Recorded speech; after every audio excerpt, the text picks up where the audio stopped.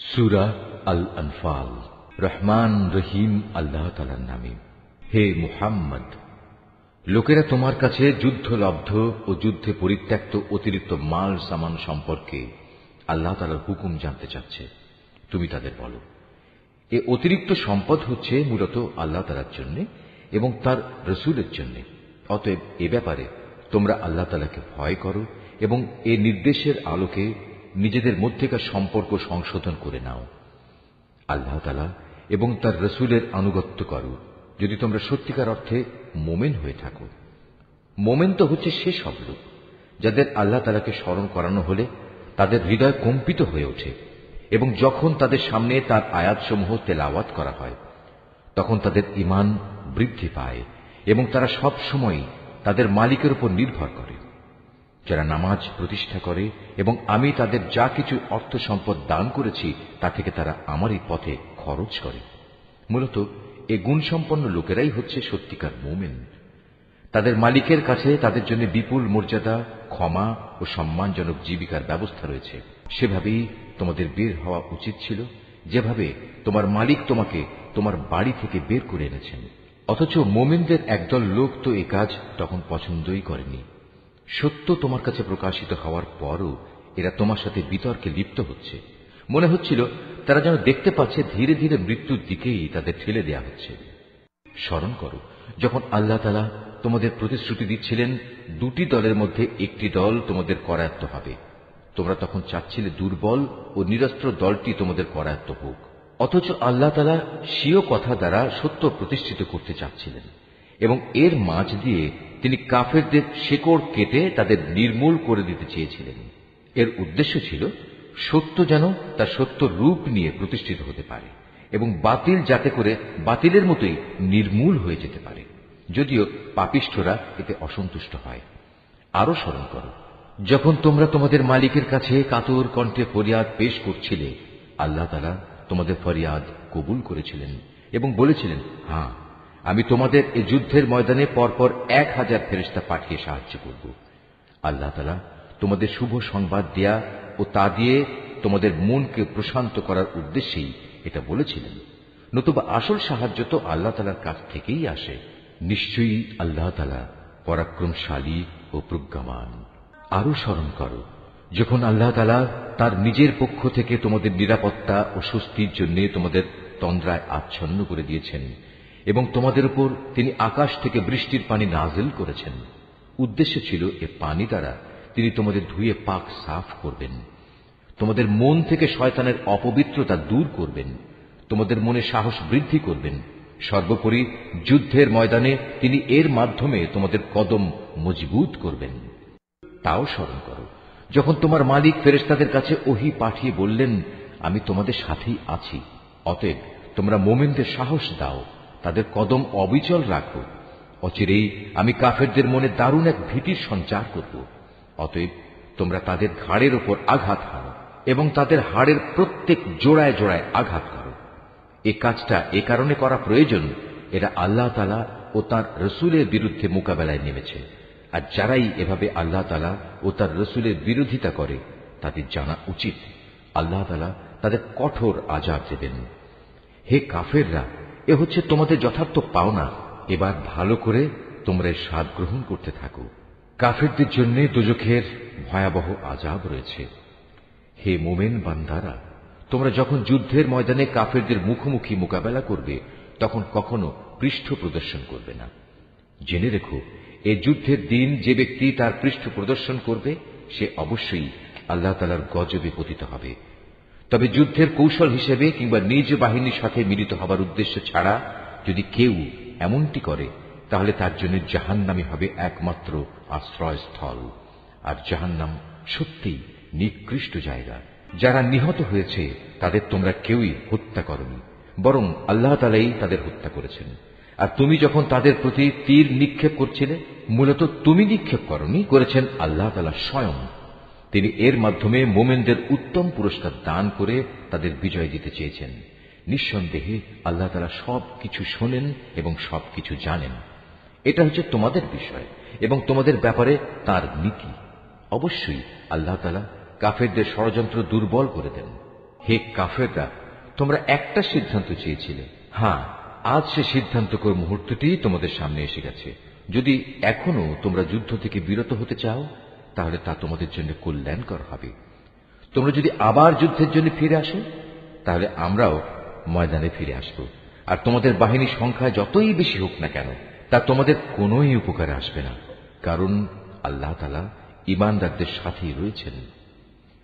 হে ঈমানদার লোকেরা, তোমরা আল্লাহ তাআলা ও তার রাসূলের আনুগত্য করো, কখনো তার কাছ থেকে মুখ ফিরিয়ে নিও না, বিশেষ করে যখন তোমরা সবকিছু শুনতেই পাচ্ছ। তোমরা তাদের মতো হয়েও না, যারা মুখে বলে হ্যাঁ আমরা নবীর কথা শুনলাম, কিন্তু তারা আসলে কিছুই শোনে না। আল্লাহ তাআলার কাছে তার সৃষ্টির নিকৃষ্টতম জীব হচ্ছে সেই বধির ও মূক মানুষগুলো, যারা সত্য দিন সম্পর্কে কিছুই বোঝে না। আল্লাহ তাআলা যদি জানতেন এদের ভেতর সামান্য কোনো ভালো গুণও অবশিষ্ট আছে, তাহলে তিনি তাদের অবশ্যই হেদায়েতের কথা শোনাতেন। অবশ্য তিনি তাদের শোনালেও তারা তাকে উপেক্ষাই করত এবং অন্যদিকে ফিরে যেত। হে ঈমানদার লোকেরা, তোমরা আল্লাহ তাআলা ও তার রাসূলের ডাকে সাড়া দাও, যখন তিনি তোমাদের এমন কিছুর দিকে ডাকেন যা তোমাদের সত্যিকার অর্থে জীবন দান করবে। এই কথাটা জেনে রেখো, আল্লাহ তাআলা মানুষ ও তার হৃদয়ের মাঝামাঝি স্থানে অবস্থান গ্রহণ করেন। আবার তোমাদের সবাইকে তার সামনেই জড়ো করা হবে। তোমরা আল্লাহ দ্রোহিতার সেই ফিতনা থেকে বেঁচে থাকো, যার ভয়াবহ শাস্তি যারা তোমাদের মধ্যে জালেম শুধু তাদের মধ্যেই সীমাবদ্ধ থাকবে না। আরো জেনে রাখো, আল্লাহ তাআলা অত্যন্ত কঠোর শাস্তি প্রদানকারী। স্মরণ করো, যখন তোমরা সংখ্যায় ছিলে নিতান্ত কম, এই জমিনে তোমাদের মনে করা হতো তোমরা অত্যন্ত দুর্বল।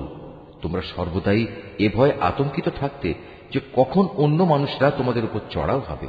অতঃপর আল্লাহ তাআলা তোমাদের একটি ভূখণ্ডে আশ্রয় দিলেন, তার একান্ত সাহায্য দিয়ে তিনি তোমাদের শক্তিশালী করলেন এবং তিনি এ আশায় তোমাদের বহুবিধ উত্তম জিনিস দান করলেন যে তোমরা আল্লাহর এসব নিয়ামতের শুকর আদায় করবে। হে ঈমানদার বান্দারা, তোমরা আল্লাহ তাআলা ও তার রাসূলের সাথে কখনো বিশ্বাসঘাতকতা করো না এবং জেনে শুনে নিজেদের আমানতেরও খেয়ানত করো না।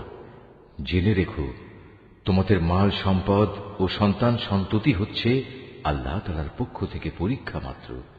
যে এ পরীক্ষায় উত্তীর্ণ হবে তার জন্য আল্লাহ তাআলার কাছে মহা প্রতিদান রয়েছে। হে ঈমানদার লোকেরা, তোমরা যদি আল্লাহকে ভয় করে চলো, তাহলে তিনি তোমাদের জন্য অন্যদের সাথে পার্থক্য নির্ণয়কারী স্বতন্ত্র মর্যাদা দান করবেন।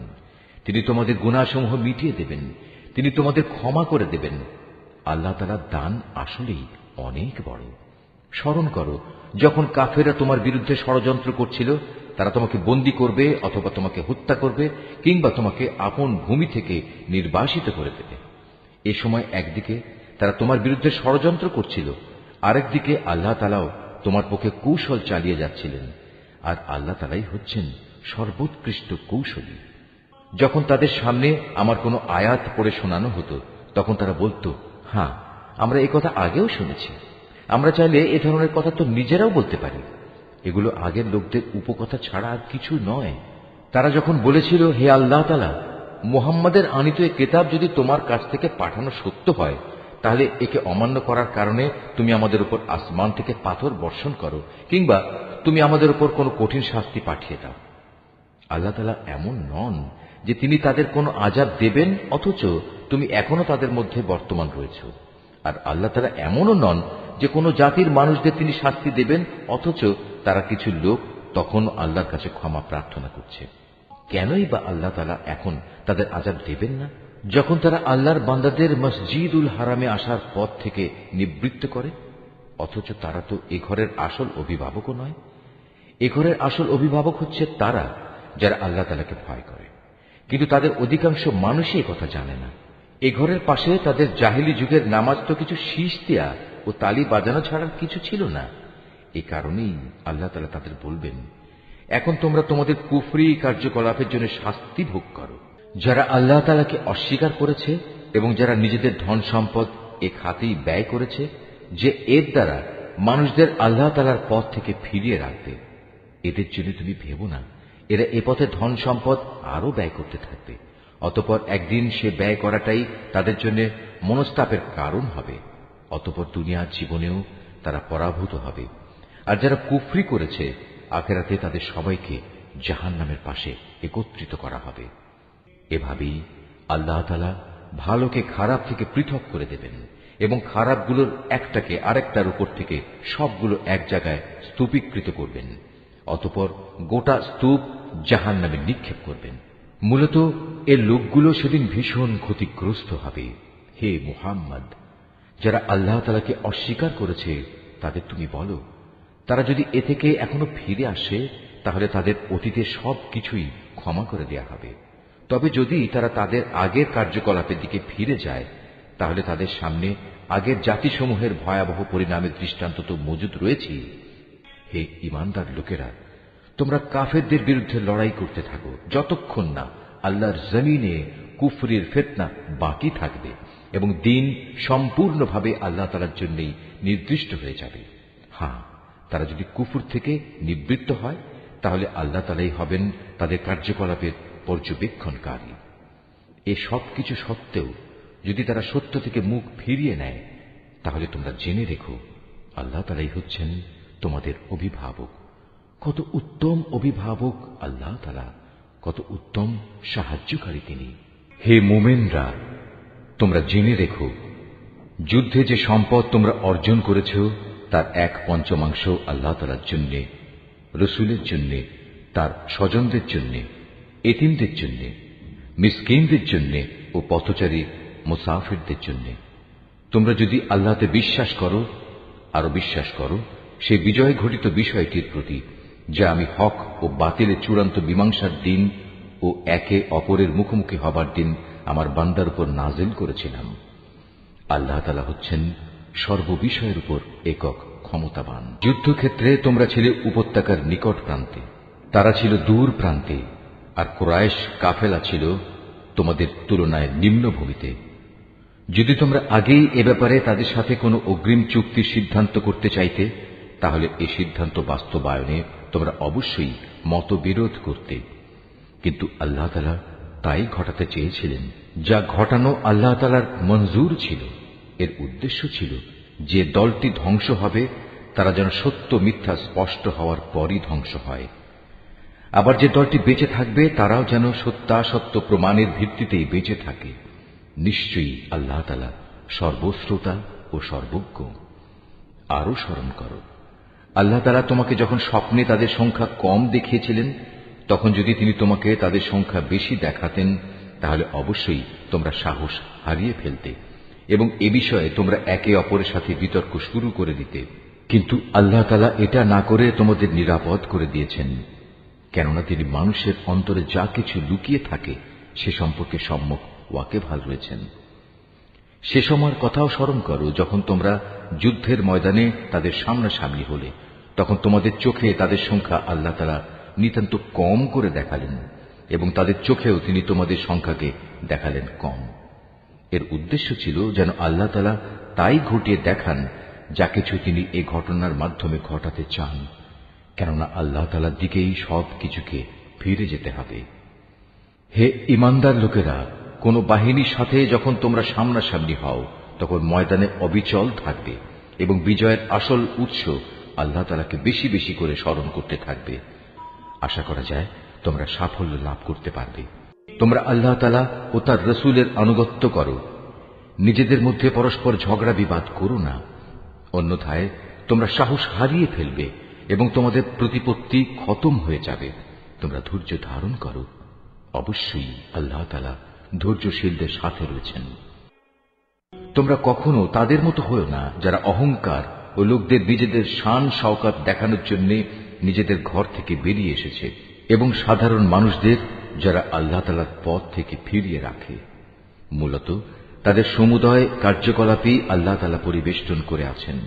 যখন শয়তান তাদের কাজগুলোকে তাদের সামনে খুব চাকচিক্যময় করে পেশ করেছিল এবং সে তাদের বলেছিল, আজ মানুষের মধ্যে কেউই তোমাদের উপর বিজয়ী হতে পারবে না এবং আমি তো তোমাদের পাশেই আছি। অতঃপর যখন উভয় দল সম্মুখ সমরে ঝাঁপিয়ে পড়ল তখন সে কেটে পড়ল এবং বলল, তোমাদের সাথে আমার কোনোই সম্পর্ক নেই। আমি এমন কিছু দেখতে পাচ্ছি যা তোমরা দেখতে পাও না। আমি অবশ্যই আল্লাহ তাআলাকে ভয় করি এবং আমি জানি আল্লাহ তাআলা হচ্ছেন কঠোর শাস্তিদাতা। মুনাফিক ও তাদের দলবল, যাদের দিলে গুমরাহির ব্যাধি রয়েছে, যখন তারা বলল, এই লোকদের মূলত তাদের নতুন দিন মারাত্মকভাবে প্রতারিত করে রেখেছে। সত্য কথা হচ্ছে, যে কোনো ব্যক্তি বিপদে আপদে আল্লাহ তাআলার উপর ভরসা করে সে বুঝতে পারবে আল্লাহ তাআলা প্রবল পরাক্রান্ত ও প্রজ্ঞাময়। তুমি যদি সত্যি সেই করুণ অবস্থা দেখতে পেতে, যখন আল্লাহর ফেরেশতারা কাফেরদের রূহ বের করে নিয়ে যাচ্ছিল, ফেরেশতারা তখন তাদের মুখমণ্ডল ও পৃষ্ঠদেশে ক্রমাগত আঘাত করে যাচ্ছিল এবং তারা বলছিল, তোমরা আগুনের আযাব উপভোগ করো।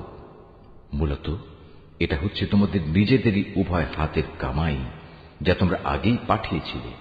আল্লাহ তাআলা কখনো তার বান্দার উপর জুলুম করেন না। এদের পরিণতি হবে ফেরাউনের আপনজন ও তাদের পূর্ববর্তী কাফেরদের মতোই।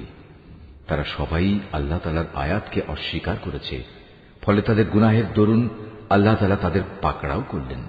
নিশ্চয়ই আল্লাহ তাআলা শক্তিশালী ও কঠোর শাস্তি দানকারী। এটা এ কারণে যে আল্লাহ তাআলা যখন কোন জাতিকে কোন নিয়ামত দান করেন, তিনি ততক্ষণ পর্যন্ত তাঁর সে নিয়ামত তাদের জন্য বদলে দেন না, যতক্ষণ না তারা নিজেরা নিজেদের অবস্থার পরিবর্তন করে। নিশ্চয়ই আল্লাহ তাআলা সব কিছু শোনেন, সব কিছু জানেন। এরাও হচ্ছে ফেরাউন, তার স্বজন ও তাদের আগের লোকদের মতো। আল্লাহর আয়াতকে তারা সরাসরি মিথ্যা সাব্যস্ত করেছে, ফলে আমি তাদের কুফরির অপরাধের জন্য তাদের ধ্বংস করে দিয়েছি এবং ফেরাউনের স্বজনদের আমি ডুবিয়ে দিয়েছি। মূলত তারা সবাই ছিল জালেম। নিশ্চয়ই আল্লাহর এই জমিনে বিচরণশীল জীবের মধ্যে আল্লাহর কাছে নিকৃষ্টতম হচ্ছে তারা, যারা স্বয়ং এ জমিনের স্রষ্টাকেই অস্বীকার করে এবং তারা তার উপর ঈমান আনে না। তারাও এ নিকৃষ্ট লোকদের অন্যতম, যাদের সাথে তুমি বাকায়দা সন্ধি চুক্তি স্বাক্ষর করেছ। অতঃপর তারা প্রতিবার সুযোগ পেয়েই সে চুক্তি ভঙ্গ করেছে এবং এ ব্যাপারে তারা কাউকেই পরোয়া করেনি। অতএব এ লোকদের যদি কখনো তুমি ধরতে পারো, তাহলে তাদের মূল বাহিনী থেকে বিচ্ছিন্ন করে এমন ভাবে শাস্তি দেবে যাতে তাদের পরবর্তী বাহিনী এ থেকে কিছু শিক্ষা গ্রহণ করে। যদি কখনো কোনো জাতির কাছ থেকে তোমার এই আশঙ্কা হয় যে তারা চুক্তি ভঙ্গ করে বিশ্বাসঘাতকতা করবে, তাহলে তুমিও তাদের সাথে সম্পাদিত চুক্তি একইভাবে তাদের মুখের উপর ছুঁড়ে দাও। তবে তোমরা নিজেরা তা আগে লঙ্ঘন করো না। নিশ্চয়ই আল্লাহ তাআলা খেয়ানতকারীকে পছন্দ করেন না।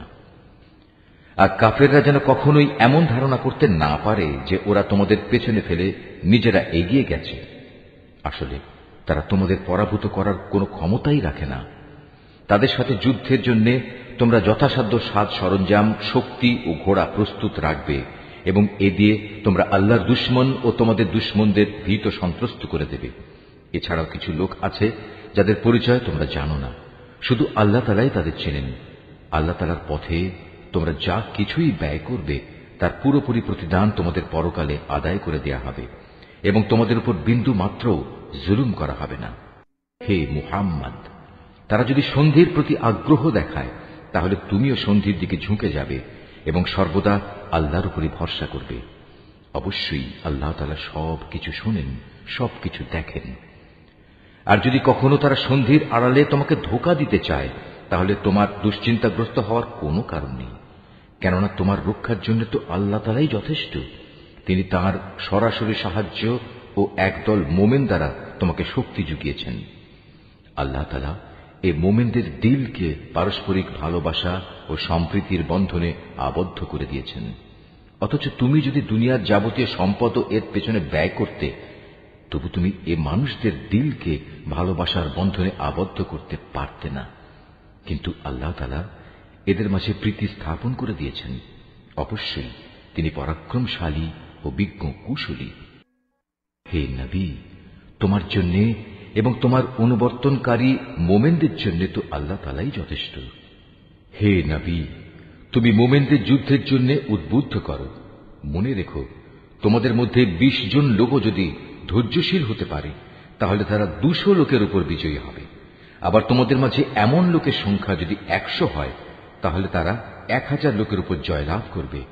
এর কারণ হচ্ছে তারা এমন জাতি যারা আল্লাহর শক্তি সম্পর্কে কিছুই বোঝে না। এই নিশ্চয়তা দ্বারা এখন আল্লাহ তাআলা তোমাদের উপর থেকে উদ্বেগ ও দুশ্চিন্তার বোঝা হালকা করে দিয়েছেন। যেহেতু তিনি একথা জানেন তোমাদের মধ্যে কিছু দুর্বলতা রয়েছে, অতঃপর তোমাদের মধ্যে যদি 100 ধৈর্যশীল মানুষ থাকে তাহলে তারা 200-র উপর বিজয়ী হবে। আবার যদি থাকে তোমাদের 1000 ধৈর্যশীল ব্যক্তি, তাহলে তারা আল্লাহ তাআলার হুকুমে বিজয়ী হবে 2000 লোকের উপর। জেনে রেখো, আল্লাহ তাআলা ধৈর্যশীলদের সাথেই রয়েছেন। কোন নবীর পক্ষেই এটা শোভা পায় না যে তার কাছে বন্দীদের আটক রাখবে যতক্ষণ পর্যন্ত সে জমিনে রক্তপাত ঘটাবে এবং আল্লাহর শত্রুদের নিপাত না করে দেবে। আসলে তোমরা তো দুনিয়ার সামান্য স্বার্থটুকুই চাও, আর আল্লাহ তাআলা চান তোমাদের আখিরাতের কল্যাণ দান করতে। আল্লাহ তাআলাই হচ্ছেন পরাক্রমশালী ও প্রজ্ঞাময়। যদি এ ব্যাপারে আল্লাহ তাআলার কাছ থেকে পূর্বের কোনো ফরমান লেখা না থাকত, তাহলে বন্দীদের কাছ থেকে মুক্তিপণ হিসেবে তোমরা যা কিছু নিয়েছ তার জন্য একটা বড় ধরনের আযাব তোমাদের উপর পতিত হতো। অতএব যা কিছু তোমরা গনিমত হিসেবে লাভ করেছ, নিঃসংকোচে তোমরা তা খাও, কেননা তা সম্পূর্ণ হালাল ও পবিত্র। তোমরা আল্লাহ তাআলাকে ভয় করো। আল্লাহ তাআলা অবশ্যই ক্ষমাশীল ও দয়ালু। হে নবী, তোমার হাতে যেসব বন্দী রয়েছে তাদের তুমি বলো, আল্লাহ তাআলা যদি তোমাদের দিলে ভালো কিছু গ্রহণের যোগ্যতা আছে বলে জানতে পান, তাহলে তিনি তোমাদের ঈমানের এমন এক কল্যাণ দান করবেন যা তোমাদের কাছ থেকে মুক্তিপণ হিসেবে গৃহীত সম্পদের চাইতে অনেক ভালো, এবং তিনি তোমাদের গুনাহসমূহ মাফ করে দেবেন। আল্লাহ তাআলা ক্ষমাশীল ও দয়াবান। আর তারা যদি তোমার সাথে বিশ্বাস ভঙ্গ করতে চায়, তাহলে তুমি ভেবো না, এরা তো এর আগে আল্লাহ তাআলার সাথেও বিশ্বাসঘাতকতা করেছে, এবং এ কারণেই তোমাদের তিনি তাদের উপর ক্ষমতা দান করেছেন। আল্লাহ তাআলাই হচ্ছেন জ্ঞানবান ও কুশলী। নিঃসন্দেহে যারা ঈমান এনেছে এবং এই ঈমানের জন্য হিজরত করেছে, নিজেদের জান মাল দিয়ে আল্লাহর পথে জিহাদ করেছে, এবং যারা মুহাজিরদের আশ্রয় দিয়েছে ও তাদের সাহায্য করেছে, তারা সবাই পরস্পরের বন্ধু। অপরদিকে যারা ঈমান এনেছে অথচ হিজরত করেনি, ততক্ষণ পর্যন্ত তাদের অভিভাবকত্বের দায়িত্ব তোমাদের উপর নেই। তবে কখনো যদি তারা একান্ত দ্বীনের খাতিরে তোমাদের কাছে কোনো সাহায্য চায়, তাহলে তাদের সাহায্য করা তোমাদের কর্তব্য। তবে তা যেন এমন কোন সম্প্রদায়ের বিরুদ্ধে না হয় যাদের সাথে তোমাদের কোন রকম চুক্তি রয়েছে। বস্তুত তোমরা যা কিছু করো আল্লাহ তাআলা সব কিছুই দেখেন। যারা কুফরি করেছে তারা একে অপরের বন্ধু। তোমরা যদি একে অপরকে সাহায্য করার সে কাজটি না করো, তাহলে আল্লাহর এই জমিনে ফিতনা ফাসাদ ও বড় ধরনের বিপর্যয় সৃষ্টি হবে। যারা ঈমান এনেছে, এই ঈমানের জন্য হিজরত করেছে, নিজেদের জান মাল দিয়ে আল্লাহর পথে জিহাদ করেছে, এবং যারা এই হিজরতকারীদের থাকার জায়গা দিয়েছে এবং তাদের সাহায্য করেছে, মূলত এরা সবাই হচ্ছে সত্যিকারের মুমিন। এদের জন্য আল্লাহ তাআলার পক্ষ থেকে ক্ষমা ও উত্তম জীবিকার ব্যবস্থা রয়েছে। আর যারা পরে ঈমান এনেছে, হিজরত করেছে এবং তোমাদের সাথে জিহাদ করেছে, তারাও তোমাদেরই অন্তর্ভুক্ত। যারা আত্মীয়তার বন্ধনে একে অপরের সাথে আবদ্ধ, আল্লাহর কিতাব অনুযায়ী তারাও একে অন্যের উত্তরাধিকারের বেশি হকদার। নিশ্চয়ই আল্লাহ তাআলা সব ব্যাপার জানেন।